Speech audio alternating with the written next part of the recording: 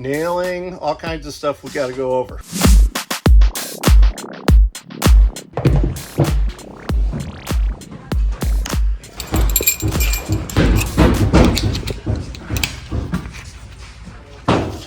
So as of right now, Dan's going through inspecting all of our houses.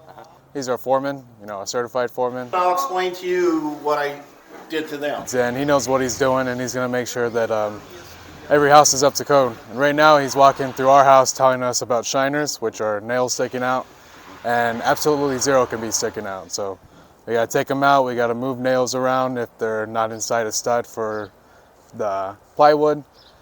And we got to make sure that it just looks pristine. You're being courteous to the other trades because I'm going to show you a lot of scars on my hand when I reached in and caught a nail. Ah, gotcha. Okay. And there's two important things. So making sure that our plywood is nailed into the wall. So if those are off and have shiners, that means it's not safely secured to the wall. It's not structurally sound. So that means we got to knock those ones out, see where they came out, move them over, and then those are done, and that's secure. And then the other thing we need to worry about is, like you mentioned, is other tradesmen. So we're going to have electricians in there, and they're going to be moving wire around, and they're going to be rubbing against the wall, and if there's nails sticking out, they're going to cut their hand. And Dan, our foreman's told us that he's showed us plenty of scars that he has of himself because of that fact or that issue. Oh, that's right. Okay, and you got to do it at both ends.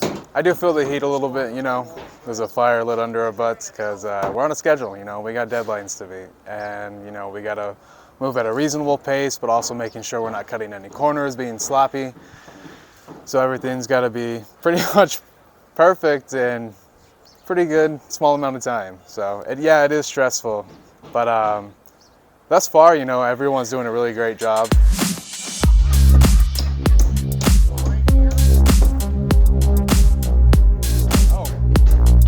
We're definitely going down and we stopped. What our foreman Dan was explaining is that sometimes the nail gun misfires and it basically shoots air and no nail. So right here and right here, there's holes, but there's actually no nail. So we gotta make sure to go back and secure this wall. You gotta look out for small things like that, It's a really easy thing to miss, especially, you see force, you see the hole. Your first thought is there's a nail in there, but something that happens.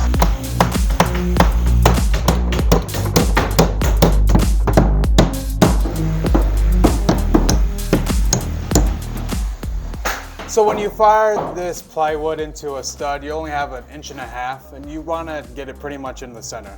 Sometimes if you have the gun cocked a little bit, it's going to go right through the ply or the stud and stick out a little bit. So you got to make sure you're shooting straight, and you got to make sure you're shooting right on our measurement. Also, you get shiners like this, and like we mentioned before, it's a safety hazard for other workers coming through the house, like electricians running wire might cut their hand. But also, we want to make sure that this plywood is secure to this stud. So we're going to have to take these out and, re-nail them to make sure that the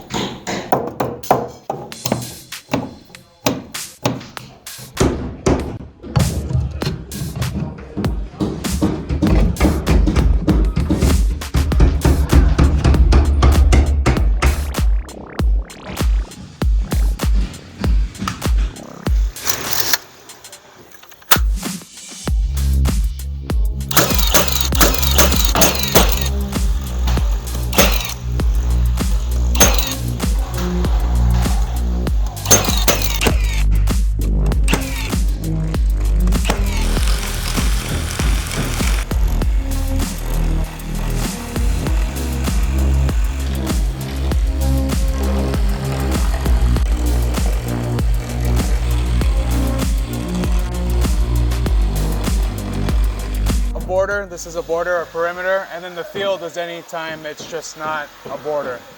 So in the field, it's okay to go every 8 inches, so you have bigger spacing. But on a border, we have 6-inch spacing, so they got to be a little bit closer together. Definitely dotting our I's and crossing our T's. So on this row, on this side, we actually missed it from the top half to the bottom. And that's a big no-no for sure.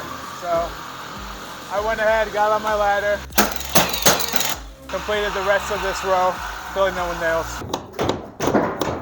you know, you're making sure the building's square. You're setting up this template for the rest of your house. And if you were to cut corners during the framing, your whole house is going to be off. You're doing a lot more work if you don't dot your I's and cross your T's. If it's not picture perfect, it's just going to be an uphill battle from here on then. So you definitely got to take the time, and that's what we're doing.